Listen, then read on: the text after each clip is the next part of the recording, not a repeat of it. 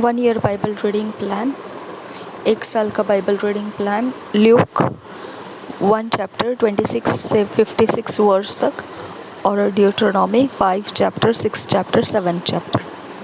लूका रचित सुसमाचार 1 अध्याय 26 वचन से 56 वचन तक और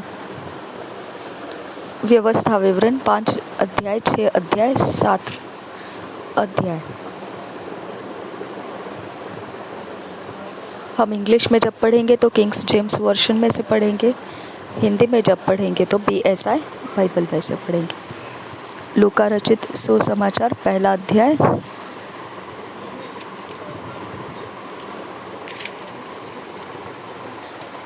छब्बीस वचन से पढ़ेंगे।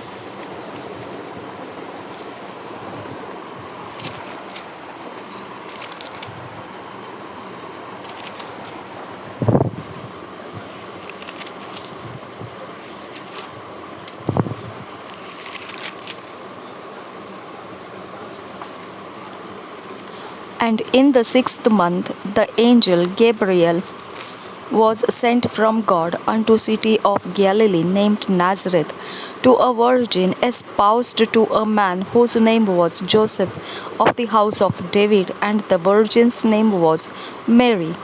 And the angel came in unto her and said, Hail, thou that art highly favored, the Lord is with thee.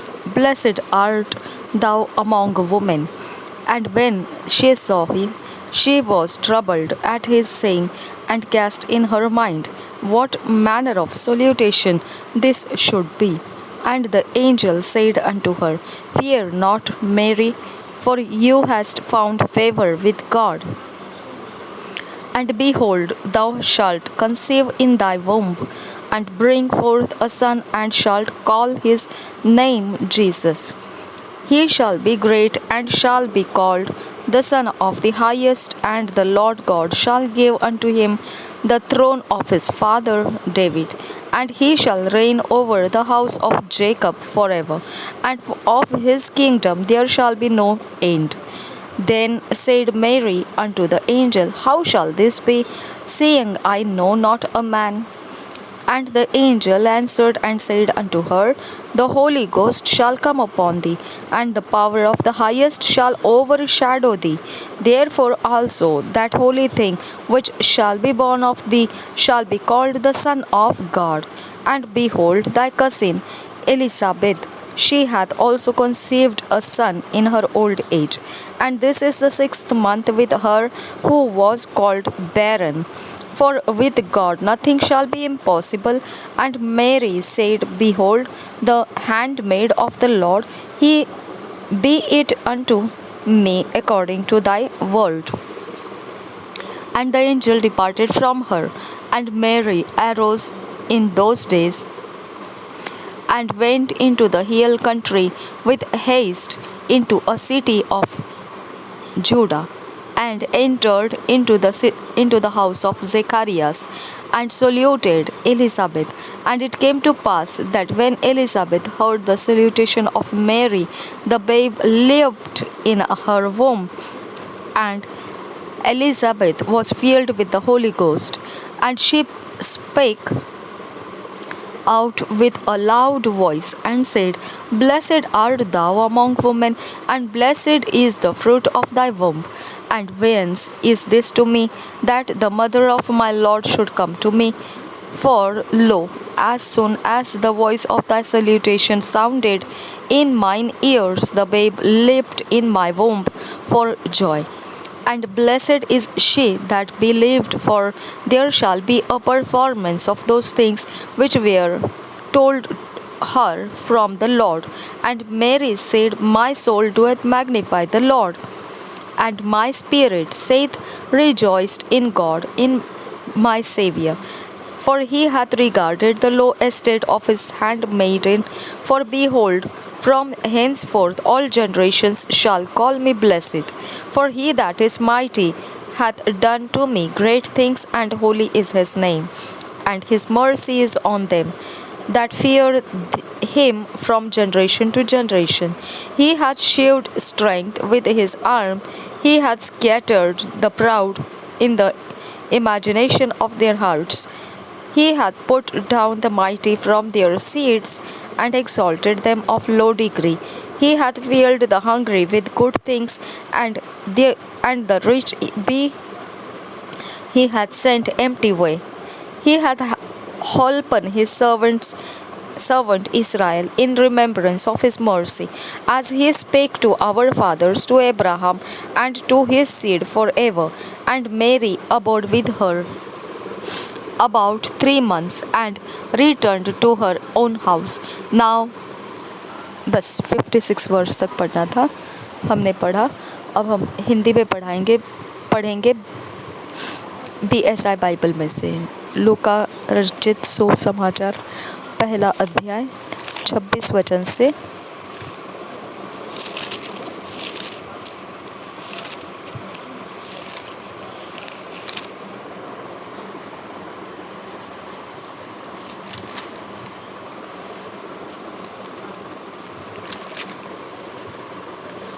यीशु के जन्म की घोषणा 26 वचन से। 6वें महीने में परमेश्वर की ओर से जिब्राइल स्वर्गदूत गलील के नासरत नगर में एक कुंवारी के पास भेजा गया, जिसकी मंगनी यूसुफ नामक दाऊद के घराने के एक पुरुष से हुई थी। उस कुंवारी का नाम मरियम था। स्वर्गदूत ने उसके पास भीतर आकर कहा, आनंद और जय तेरे हो, जिस पर ईश्वर का अनुग्रह हुआ है, प्रभु तेरे साथ है। वह उस वचन से बहुत घबरा गई और सोचने लगी कि यह किस प्रकार का अभिवादन है। स्वर्गदूत ने उससे कहा, हे मरियम, भयभीत न हो, क्योंकि परमेश्वर का अनुग्रह तुझ पर हुआ है। देख, तू गर्भवती होगी और तेरे एक पुत्र उत्पन्न होगा, तो उसका नाम यीशु रखना। वह महान होगा और परम प्रधान का पुत्र कहलाएगा, और प्रभु परमेश्वर उसके पिता दाऊद का सिंहासन उसको देगा, और वह याकूब के घराने पर सदा राज्य करेगा, और उसके राज्य का अंत न होगा। मरियम ने स्वर्गदूत से कहा, यह कैसे होगा? मैं तो पुरुष को जानती ही नहीं। स्वर्गदूत ने उसको उत्तर दिया, पवित्र आत्मा तुझ पर उतरेगा और परम प्रधान की सामर्थ तुझ पर छाया करेगी। इसलिए वह पवित्र जो उत्पन्न होने वाला है परमेश्वर का पुत्र कहलाएगा। और देख, तेरी कुटुंबिनी एलीशबा के भी बुढ़ापे में पुत्र होने वाला है। यह उसका जो बांझ कहलाती थी 6वां महीना है, क्योंकि जो वचन परमेश्वर की ओर से होता है वह प्रभाव रहित नहीं होता। हालेलुया। मरियम ने कहा, देख, मैं प्रभु की दासी हूँ, मुझे तेरे वचन के अनुसार हो। तब स्वर्गदूत उसके पास से चला गया। मरियम का एलीशिबा से मिलने जाना। 39 वचन से आगे। उन दिनों में मरियम उठकर शीघ्र ही पहाड़ी देश में यहूदा के एक नगर को गई और जकरिया के घर में जाकर एलीशिबा को नमस्कार किया। ज्यों ही एलीशिबा ने मरियम का नमस्कार सुना, त्यों ही बच्चा उसके पेट में उछला, और एलीशिबा पवित्र आत्मा से परिपूर्ण हो गई। और उसने बड़े शब्द से पुकार कर कहा, हे स्त्रियों में धन्य है, तू स्त्रियों में धन्य है, और तेरे पेट का फल धन्य है। यह अनुग्रह मुझे कहाँ से हुआ कि मेरे प्रभु की माता मेरे पास आई? देख, ज्यों ही तेरे नमस्कार का शब्द मेरे कानों में पड़ा, त्यों ही बच्चा मेरे पेट में आनंद से उछल पड़ा। धन्य है वह जिसने विश्वास किया कि जो बातें प्रभु की ओर से उससे कही गई वे पूरी होगी। मरियम का स्तुतिगान 46 वचन से। तब मरियम ने कहा, मेरा प्राण प्रभु की बड़ाई करता है, और मेरी आत्मा मेरे उद्धार करने वाले परमेश्वर से आनंदित हुई, क्योंकि उसने अपनी दासी की दीनता पर दृष्टि की है। इसलिए देखो, अब से सब युग युग के लोग मुझे धन्य कहेंगे, क्योंकि उस शक्तिमान ने मेरे लिए बड़े बड़े काम किए हैं। उसका नाम पवित्र है, और उसकी दया उन पर जो उससे डरते हैं पीढ़ी से पीढ़ी तक बनी रहती है। उसने अपना भुजबल दिखाया, और जो अपने आप को बड़ा समझते थे उन्हें तितर बितर किया। उसने बलवानों को उनके सिंहासनों से गिरा दिया और दोनों को ऊंचा किया। उसने भूखों को अच्छी वस्तुओं से तृप्त किया और धनवानों को छूछे हाथ निकाल दिया। उसने अपने सेवक इस्राएल को संभाल लिया कि अपने उस दया को स्मरण करे जो अब्राहम और उसके वंश पर सदा रहेगी, जैसा उसने हमारे बाप दादों से कहा था। मरियम लगभग 3 महीने उसके साथ रहकर अपने घर लौट गई।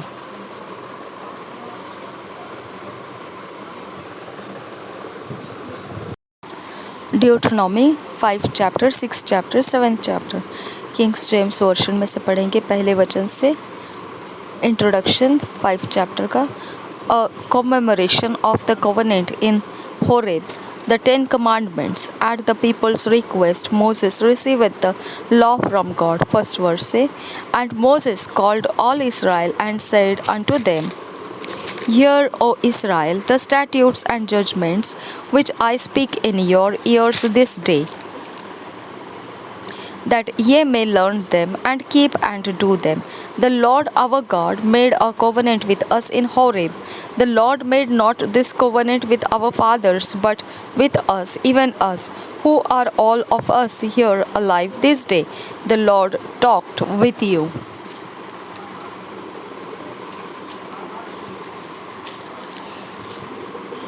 face to face in the mount out of the midst of the fire. I stood between the Lord and you at that time, to shew you the word of the Lord, for ye were afraid by reason of the fire, and went not up into the mount, saying, I am the Lord thy God, which brought thee out of the land of Egypt from the house of bondage. Thou shalt have none other gods before me. Thou shalt not make thee any graven image or any likeness of anything that is in heaven above, or that is in the earth beneath, or that is in the waters beneath the earth. Thou shalt not bow down thyself unto them, nor serve them, for I, the Lord thy God, am a jealous God, visiting the iniquity of the fathers upon the children unto the third and fourth generation of them that hate me, and showing mercy unto thousands of them that love me and keep my commandments. Thou shalt not take the name of the Lord thy God in vain, for the Lord will not hold him guiltless that taketh his name in vain. Keep the Sabbath day to sanctify it, as the Lord thy God hath commanded thee. 6 days thou shalt labor and do all thy work, but the 7th day is the Sabbath of the Lord thy God. In it thou shalt not do any work, thou, nor thy son, nor thy daughter, nor thy manservant, nor thy maid servant, nor thine ox, nor thine ass, nor any of thy cattle, nor thy stranger that is within thy gates, that thy manservant and thy maid servant may rest as well as thou. And remember that thou wast a servant in the land of Egypt, and that the Lord thy God brought thee out thence through a mighty hand and by a stretched out arm. Therefore the Lord thy God commanded thee to keep the Sabbath day. Honor thy father and thy mother, as the Lord thy God hath commanded thee, that thy days may be prolonged, and that it may go well with thee in the land which the Lord thy God giveth thee. Thou shalt not kill, neither shalt thou commit adultery, neither shalt thou steal, neither shalt thou bear false witness against thy neighbor, neither shalt thou desire thy neighbor's wife, neither shalt thou cover thy neighbor's house, his field, or his manservant, and or his maid servant, his ox or his ass, or anything that is thy neighbor's. These words the Lord spake unto all your assembly in the mount out of the midst of the fire of the cloud and of the thick darkness with a great voice. And he added no more. And he wrote them in 2 tables of stone and delivered them unto me. And it came to pass, when ye heard the voice out of the midst of the darkness, for the mountain did burn with fire, that ye came near unto me, even all the heads of your tribes and your elders. And ye said, Behold, the Lord our God hath shewed us his glory and his greatness, and we have heard his voice out of the midst of the fire. We have seen this day that God doeth talk with man, and he liveth. Now therefore why should we die? For this great fire will consume us. If we hear the voice of the Lord our God any more, then we shall die. For who is there of all flesh that hath heard the voice of the living God speaking out of the midst of the fire, as we have and lived? Go thou near and hear all that the Lord our God shall say, and speak thou unto us all that the Lord our God shall speak unto thee, and we will hear it and do it. And the Lord heard the voice of your words when ye spake unto me. And the Lord said unto me, I have heard the voice of the words of this people, which they have spoken unto thee. They have well said all that they have spoken. Oh, that there were such an heart in them, that they would fear me and keep all my commandments always, that it might be well with them and with their children forever. Go, say to them, Get you into your tents again. But as for thee, stand thou here by me, and I will speak unto thee all the commandments and the statutes and the judgments which thou shalt teach thee them, that they may do them in the land which I gave them to possess it. Ye shall observe to do therefore as the Lord your God hath commanded you. Ye shall not turn aside to the right hand or to the left.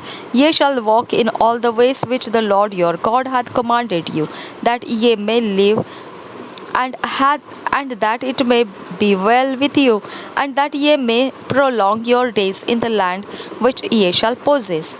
Chapter 6. Moses exhorteth Israel to hear God and to keep his commandments, which consists in loving him with all the heart. They must not tempt the Lord. They are commanded to instruct their children. First verse से now these are chapter 6 पढ़ रहे हैं हम. Now these are the commandments, the statutes, and the judgments which the Lord your God commanded to teach you, that ye might do them in the land whither ye go to possess it, that thou mightest fear the Lord thy God, to keep all his statutes and his commandments, which I command thee, thou and thy son and thy son's son, all the days of thy life, and that thy days may be prolonged. Hear therefore, O Israel, and observe to do it, that it may be well with thee, and that ye may increase mightily, as the Lord God of thy fathers hath promised thee, in the land that floweth with milk and honey. Hear, O Israel, the Lord our God is one Lord, and thou shalt love the Lord thy God with all thine heart, and with all thy soul, and with all thy might. And these words which I command thee this day shall be in thine heart, and thou shalt teach them diligently unto thy children, and shalt talk of them when thou sittest in thine house, and when thou walkest by the way, and when thou liest down, and when thou risest up, and thou shalt bind them for a sign upon thine hand. No, and they shall be as frontlets between thy eyes, and thou shalt write thine upon them upon the posts of thy house and on thy gates. And it shall be, when the Lord thy God shall have brought thee into the land which he sware unto thy fathers, to Abraham, to Isaac, and to Jacob, to give the great and goodly cities which thou buildest not, and houses full of all good things, which thou fillest not, and wells digged, which thou diggedst not, vineyards and olive trees, which thou plantedst not, when thou shalt have eaten and be full. Then beware lest thou forget the Lord, which brought thee forth out of the land of Egypt from the house of bondage. Thou shalt fear the Lord thy God, and serve him, and shalt swear by his name. Ye shall not go after other gods of the people which are round about you. For the Lord thy God is a jealous God among you, lest the anger of the Lord thy God be kindled against thee, and destroy thee from off the face of the earth. Ye shall not tempt the Lord your God, as ye tempted him in Massah. Ye shall diligently keep the commandments of the Lord your God, and his testimonies and his statutes which he hath commanded thee.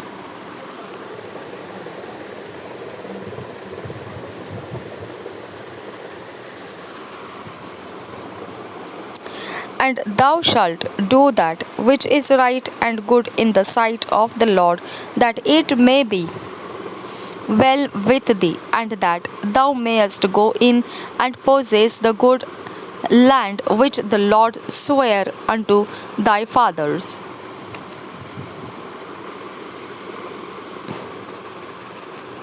To cast out all thine enemies from before thee, as the Lord hath spoken. And when thy son asketh thee in time to come, saying, What mean the testimonies and the statutes and the judgments which the Lord our God hath commanded you? Then thou shalt say unto thy son, We were Pharaoh's bondmen in Egypt, and the Lord brought us out of Egypt with a mighty hand. And the Lord shewed signs and wonders great and sore upon Egypt, upon Pharaoh, and upon all his household before our eyes. And he brought us out from thence, that he might bring us in, to give us the land which he sware unto our fathers. And the Lord commanded us to do all these statutes, to fear the Lord our God for our good always, that he might reserve us alive, as it is at this day. And it shall be our right.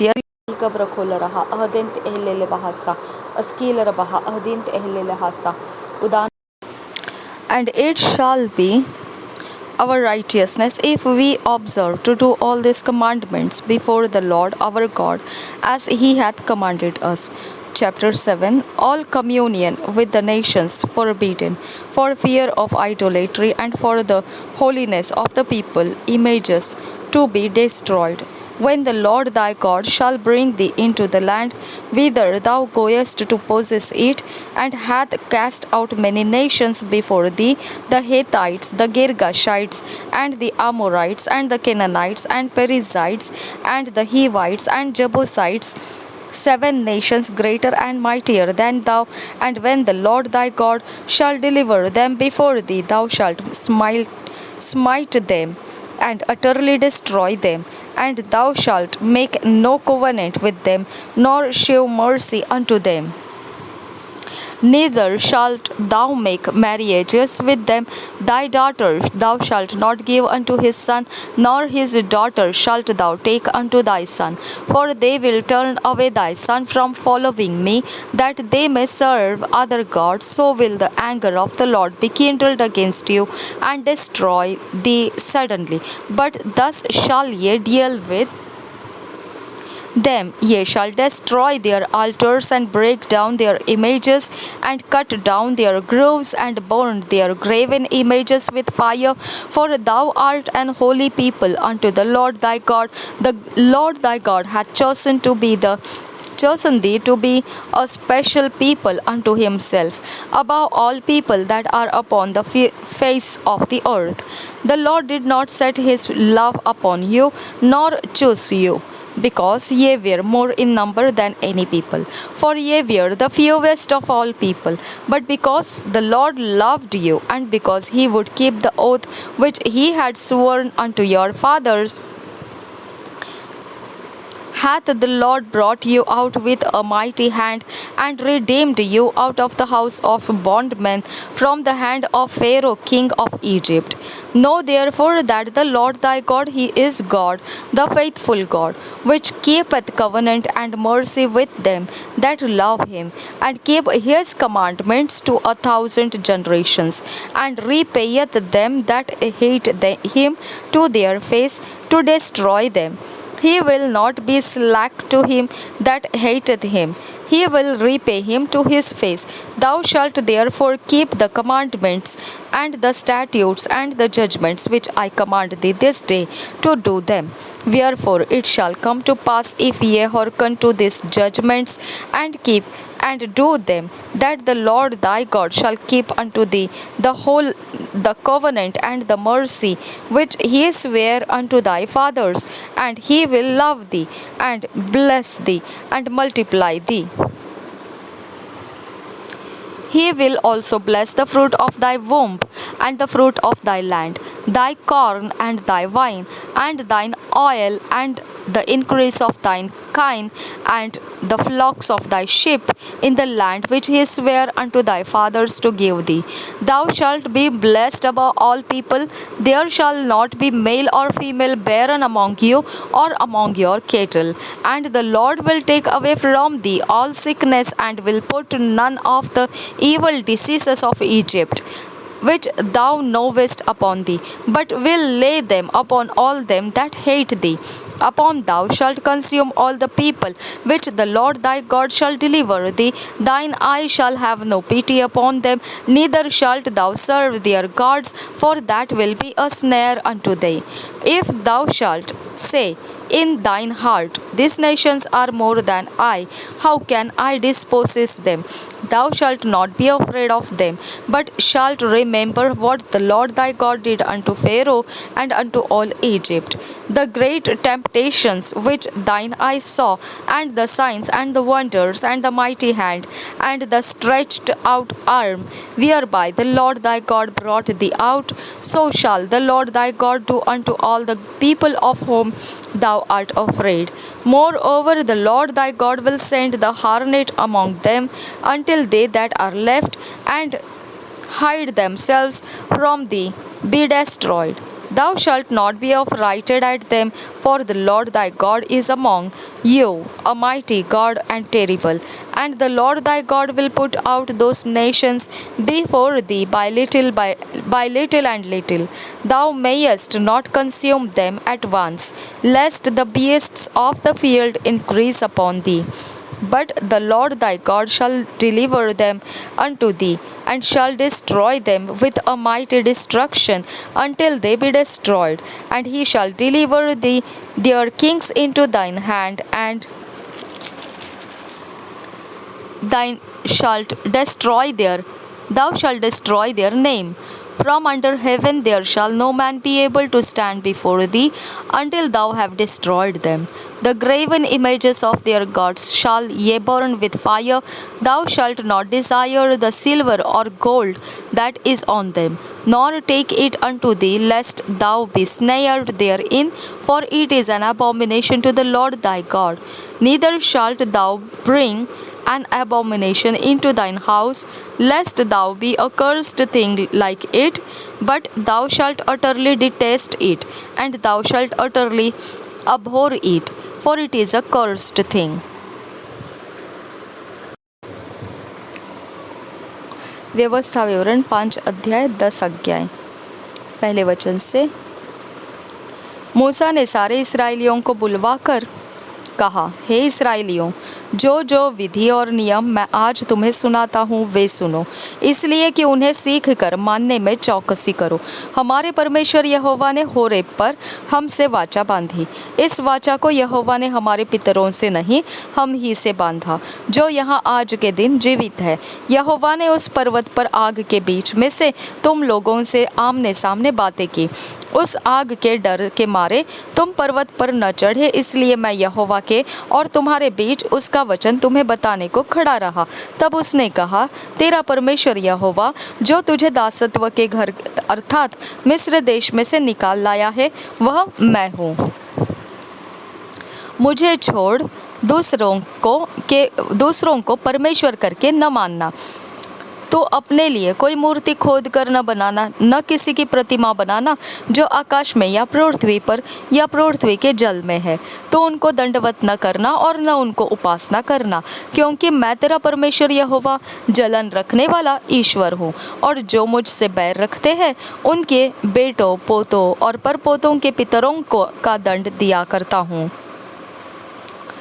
और जो मुझसे प्रेम रखते और मेरी आज्ञाओं को मानते हैं उन हजारों पर करुणा किया करता हूँ। तू अपने परमेश्वर यहोवा का नाम व्यर्थ न लेना, क्योंकि जो यहोवा का नाम व्यर्थ ले वह उनको निर्दोष न ठहराएगा। तो विश्राम दिन को मानकर पवित्र रखना, जैसे तेरे परमेश्वर यहोवा ने तुझे आज्ञा दी। 6 दिन तो परिश्रम करके अपना सारा कामकाज करना, परंतु 7वां दिन तेरे परमेश्वर यहोवा के लिए विश्राम दिन है।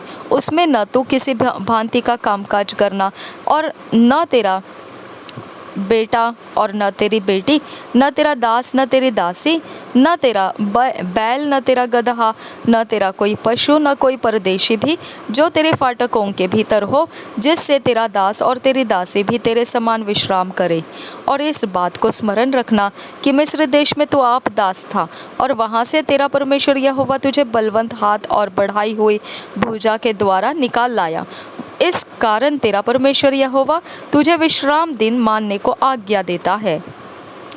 अपने पिता और अपने माता का आदर करना, जैसे कि तेरे परमेश्वर यहोवा ने तुझे आज्ञा दी है, जिससे जो देश तेरा परमेश्वर यहोवा तुझे देता है उसमें तू बहुत दिन तक रहने पाए, अर्थात तेरा भला हो। तू हत्या न करना, तू व्यभिचार न करना, तू चोरी न करना, तू किसी का विरुद्ध झूठी साक्षी न देना, किसी के विरुद्ध झूठी साक्षी न देना, तू न किसी की पत्नी का लालच करना और न किसी के घर का लालच करना, न उसके खेत का, न उसके दास का, न उसकी दासी का, न उसके बैल या गदहे का, और न उसके किसी और वस्तु का लालच करना। यही वचन यहोवा ने उस पर्वत पर आग और बादल और घोर अंधकार के बीच में से तुम्हारी सारी मंडली से पुकार कर कहा, और इससे अधिक और कुछ न कहा। और उन्हें उसने पत्थर की 2 पटियाओं पर लिखकर मुझे दे दिया। लोगों का भयभीत होना। 23 वचन से आगे। जब पर्वत आग से दहक रहा था और तुमने उस शब्द को अंधियारे के बीच में से आते सुना, तब तुम और तुम्हारे गोत्रों के सब मुख्य पुरुष और तुम्हारे पुरनिये मेरे पास आए, और तुम कहने लगे, हमारे परमेश्वर यहोवा ने हमको अपना तेज और अपनी महिमा दिखाई है, और हमने उसका शब्द आग के बीच में से आते हुए सुना। आज हमने देख लिया कि यद्यपि परमेश्वर मनुष्य से बातें करता है तो भी मनुष्य जीवित रहता है। अब हम क्यों मर जाए, क्योंकि ऐसी बड़ी आग से हम भस्म हो जाएंगे। और यदि हम अपने परमेश्वर यहोवा का शब्द फिर सुने तब तो मर ही जाएंगे, क्योंकि सारे प्राणियों में से कौन ऐसा है जो हमारे समान जीवित और अग्नि के बीच में से बोलते हुए परमेश्वर का शब्द सुनकर जीवित बचा रहे। इसलिए तो समीप जा और जो कुछ हमारा परमेश्वर यहोवा कहे उसे सुन ले। फिर जो कुछ हमारा परमेश्वर यहोवा कहे उसे हमसे कहना, और हम उसे सुनेंगे और उसे मानेंगे। जब तुम मुझसे ये बातें कह रहे थे तब यहोवा ने तुम्हारी बातें सुनी। तब उसने मुझसे कहा, इन लोगों ने जो बातें तुझसे कही है मैंने सुनी है। इन्होंने जो कुछ कहा वह ठीक ही कहा। भला होता कि उनका मन सदैव ऐसा ही बना रहे कि वे मेरा भय मानते हुए मेरी सब आज्ञाओं पर चलते रहे, जिसमें उनको और उनके वंश की सदैव भलाई होती रहे। इसलिए तू जाकर उनसे कह दे कि अपने अपने डेरों को लौट जाओ, परंतु तू यहीं मेरे पास खड़ा रहे, और मैं वे सारी आज्ञाएं और विधियां और नियम जिन्हें तुझे उनको सिखाना होगा तुझसे कहूँगा, जिससे वे उन्हें उस देश में जिसका अधिकार मैं उन्हें देने पर हूँ माने। इसलिए तुम अपने परमेश्वर यहोवा की आज्ञा के अनुसार करने में चौकसी करना, न तो दाहिने मुड़ना और न बाएं, और जिस मार्ग पर चलने की आज्ञा तुम्हारे परमेश्वर यहोवा ने तुमको दी है उस सारे मार्ग पर चलते रहो, कि तुम जीवित रहो और तुम्हारा भला हो, और जिस देश के तुम अधिकारी होंगे उसमें तुम बहुत दिनों के लिए बने रहो। महा आज्ञा 6 अध्याय पहले वचन से। यह वह आज्ञा और वे विधियाँ और नियम है जो तुम्हें सिखाने की तुम्हारे परमेश्वर यहोवा ने आज्ञा दी है, कि तुम उन्हें उस देश में मानो जिसके अधिकारी होने को पार जाने पर हो, और तू और तेरा बेटा और तेरा पोता यहोवा का भय मानते हुए उसकी उन सब विधियों और आज्ञाओं पर जो मैं तुझे सुनाता हूँ अपने जीवन भर चलते रहे, जिससे तू बहुत दिन तक बना रहे। हे इस्राएल, सुन और ऐसा ही करने की चौकसी कर, इसलिए कि तेरा भला हो। और तेरे पितरों के परमेश्वर यहोवा के वचन के अनुसार उस देश में जहाँ दूध और मधु की धाराएं बहती हैं तुम बहुत हो जाओ। हे इस्राएल, सुन, यहोवा हमारा परमेश्वर है, यहोवा एक ही है। तू अपने परमेश्वर यहोवा से अपने सारे मन और सारे जीव और सारी शक्ति के साथ प्रेम रखना, और ये आज्ञाएं जो मैं आज तुझको सुनाता हूँ वे तेरे मन में बनी रहे, और तू इन्हें अपने बाल बच्चों को समझाकर सिखाया करना, और घर में बैठे मार्ग पर चलते लेटते उठते इनकी चर्चा किया करना, और इन्हें अपने हाथ पर चिन्ह के रूप में बांधना, और ये तेरी आंखों के बीच टीके का काम दे, और इन्हें अपने अपने घर के चौखट के बाजुओं और अपने फाटकों पर लिखना। आज्ञा उल्लंघन के विरुद्ध चेतावनी। 10 वचन से आगे।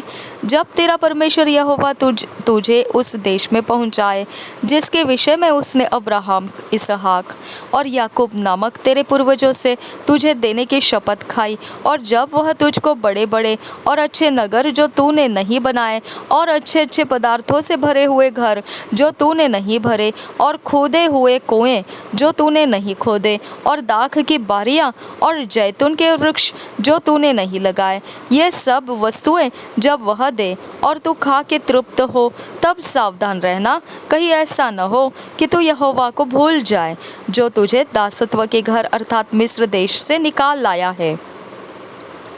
अपने परमेश्वर यहोवा का भय मानना, उसी की सेवा करना और उसी के नाम की शपथ खाना। तुम पराये देवताओं के अर्थात अपने चारों ओर के देशों के लोगों के देवताओं के पीछे न हो लेना, क्योंकि तेरा परमेश्वर यहोवा जो तेरे बीच में है वह जल उठने वाला ईश्वर है। कहीं ऐसा न हो कि तेरे परमेश्वर यहोवा का कोप तुझ पर भड़के और वह तुझको पृथ्वी पर से नष्ट कर डाले। तुम अपने परमेश्वर यहोवा की परीक्षा न करना, जैसे कि तुमने मस्सा में उसकी परीक्षा की थी। अपने परमेश्वर यहोवा की आज्ञाओं, चेतावनियों और विधियों को जो उसने तुझको दी है सावधानी से मानना, और जो काम यहोवा की दृष्टि में ठीक और सुहावना है वही किया करना, जिससे कि तेरा भला हो, और जिस उत्तम देश के विषय में यहोवा ने तेरे पूर्वजों से शपथ खाई उसमें तू प्रवेश करके उसका अधिकारी हो जाए, कि तेरे सब शत्रु तेरे सामने से दूर कर दिए जाए, जैसा कि यहोवा ने कहा था। फिर आगे को जब तेरा लड़का तुझसे पूछे, ये चेतावनियाँ और विधि और नियम जिनके मानने की आज्ञा हमारे परमेश्वर ने तुमको दी है, इनका प्रयोजन क्या है, तब अपने लड़के से कहना, जब हम मिस्र में फिरौन के दास थे, तब यहोवा बलवंत हाथ से हमको मिस्र में से निकाल ले आया, और यहोवा ने हमारे देखते मिस्र में फिरौन और उसके सारे घराने को दुख देने वाले बड़े बड़े चिन्ह और चमत्कार दिखाए, और हमको वह वहाँ से निकाल लाया, इसलिए कि हमें इस देश में पहुँचाकर जिसके विषय में उसने हमारे पूर्वजों से शपथ खाई थी उसको हमें सौंप दे। और यहोवा ने हमें ये सब विधियां पालन करने की आज्ञा दी, इसलिए कि हम अपने परमेश्वर यहोवा का भय माने, और इस रीति सदैव हमारा भला हो, और वह हमको जीवित रखे जैसा कि आज का दिन है। और यदि हम अपने परमेश्वर यहोवा की दृष्टि में उसकी आज्ञा के अनुसार इन सारे नियमों के मानने में चौकसी करें, तो वह हमारे लिए धर्म ठहरेगा। प्रभु के अपने लोग 7 अध्याय पहले वचन से। फिर जब तेरा परमेश्वर यहोवा तुझे उस देश में जिसके अधिकारी होने को तू जाने पर है पहुँच जाए और तेरे सामने से हित्ती, गिरगाशी, एमोरी, कनानी, परिज्जी, हिब्बी और यबूसी नामक बहुत सी जातियों को अर्थात तुमसे बड़ी और सामर्थी सातों जातियों को निकाल दे और तेरा परमेश्वर यहोवा उन्हें तेरे द्वारा हरा दे और तू उन पर जय प्राप्त कर ले, तब उन्हें पूरी रीति से नष्ट कर डालना। उनसे न वाचा बांधना और न उन पर दया करना और न उनसे ब्याह शादी करना, न तो अपनी बेटी उनके बेटे को ब्याह देना और न उनकी बेटी को अपने बेटे के लिए ब्याह लेना, क्योंकि वे तेरे बेटे को मेरे पीछे चलने से बहकाएंगी और दूसरे देवताओं की उपासना करवाएंगी, और इस कारण यहोवा का कोप तुम पर भड़क उठेगा और वह तेरा शीघ्र सत्यानाश कर डालेगा। उन लोगों से ऐसा बर्ताव करना कि उनकी वेदियों को ढा देना, उनके लाठों को तोड़ डालना, उनकी अशेरा नामक मूर्तियों को काट काट कर गिरा देना और उनके खुदी हुई मूर्तियों को आग में जला देना, क्योंकि तू अपने परमेश्वर यहोवा की पवित्र प्रजा है। यहोवा ने पृथ्वी भर के सब देशों के लोगों में से तुझको चुन लिया है कि तू उसकी प्रजा और निज धन ठहरे। यहोवा ने जो तुमसे स्नेह करके तुमको चुन लिया, इसका कारण यह नहीं था कि तुम गिनती में और सब देशों के लोगों से अधिक थे, किंतु तुम तो सब देशों के लोगों से गिनती में थोड़े थे। यहोवा ने जो तुमको बलवंत हाथ के द्वारा दासत्व के घर में से और मिस्र के राजा फिरौन के हाथ से छुड़ाकर निकाल लिया, इसका यही कारण है कि तुमसे प्रेम रखता है, कि वह तुमसे प्रेम रखता है और उस शपथ को भी पूरी करना चाहता है जो तुम्हारे पूर्वजों से खाई थी। इसलिए जान रख कि तेरा परमेश्वर यहोवा ही परमेश्वर है। वह विश्वास योग्य ईश्वर है। जो उससे प्रेम रखते और उसकी आज्ञाएं मानते हैं, उनके साथ वह 1000 पीढ़ी तक अपनी वाचा का पालन करता और उन पर करुणा करता रहता है। और जो उससे बैर रखते हैं, वह उनके देखते उनसे बदला लेकर नष्ट कर डालता है। अपने बैरी के विषय वह विलंब न करेगा, उसके देखते ही उससे बदला लेगा। इसलिए इन आज्ञाओं, विधियों और नियमों को जो मैं आज तुझे चिताता हूँ, मानने में चौकसी करना। आज्ञा पालन की आशीषें। 12 वचन से आगे। और तुम जो इन नियमों को सुनकर मानोगे और इन पर चलोगे, तो तेरा परमेश्वर यहोवा भी उस करुणामय वाचा का पालन करेगा जिसे उसने तेरे पूर्वजों से शपथ खाकर बांधी थी, और वह तुझसे प्रेम रखेगा और तुझे आशीष देगा और गिनती में बढ़ाएगा। और जो देश उसने तेरे पूर्वजों से शपथ खाकर तुझे देने को कहा है, उसमें वह तेरी संतान पर और अन्न, नए दाखमधु और तट के तेल आदि भूमि की उपज पर आशीष दिया करेगा, और तेरे गाय, बैल, भेड़ बकरियों की बढ़ती करेगा। तू सब देशों के लोगों से अधिक धन्य होगा। तेरे बीच में न पुरुष न स्त्री निर्वंश होंगी, और तेरे पशुओं में भी ऐसा कोई न होगा। और यहोवा तुझ से सब प्रकार के रोग दूर करेगा, और मिस्र की बुरी बुरी व्याधियाँ जिन्हें तू जानता है, उनमें से किसी को भी तुझे लगने न देगा।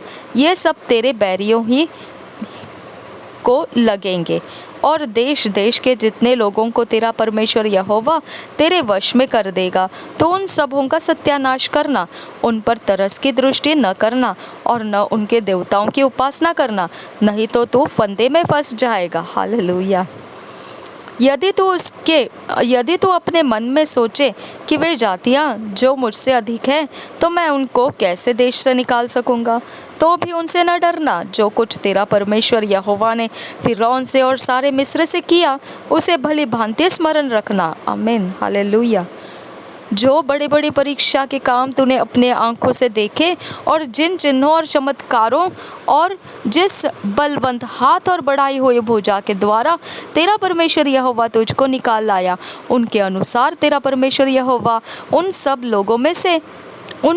लोगों से भी जिनसे तू डरता है करेगा।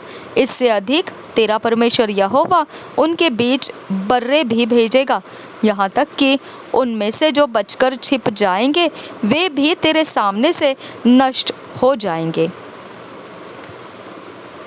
उनसे भय न खाना, क्योंकि तेरा परमेश्वर यहोवा तेरे बीच में है और वह महान और भय योग्य ईश्वर है।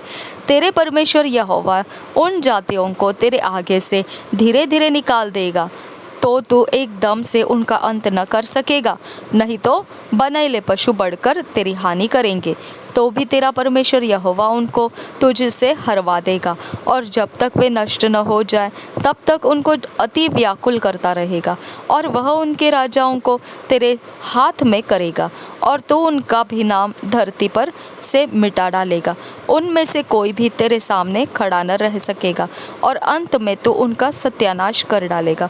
उनके देवताओं की खुदी हुई मूर्तियां तुम आग में जला देना। जो चांदी या सोना उन पर मढ़ा हो उसका लालच करके न ले लेना, नहीं तो तू उसके कारण फंदे में फंसेगा, क्योंकि ऐसी वस्तुएं तुम्हारे परमेश्वर यहोवा की दृष्टि में घृणित है। और कोई घृणित वस्तु अपने घर में न ले आना, नहीं तो तू उसे सत्यानाश की वस्तु जानकर उससे घृणा करना और उसे कदापि न चाहना, क्योंकि वह अशुद्ध वस्तु है।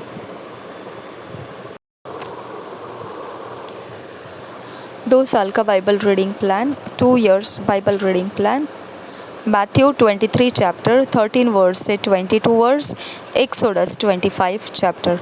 मत्ती रचित सुसमाचार 23 अध्याय 13 वचन से 22 वचन और निर्गमन की पुस्तक 25 अध्याय।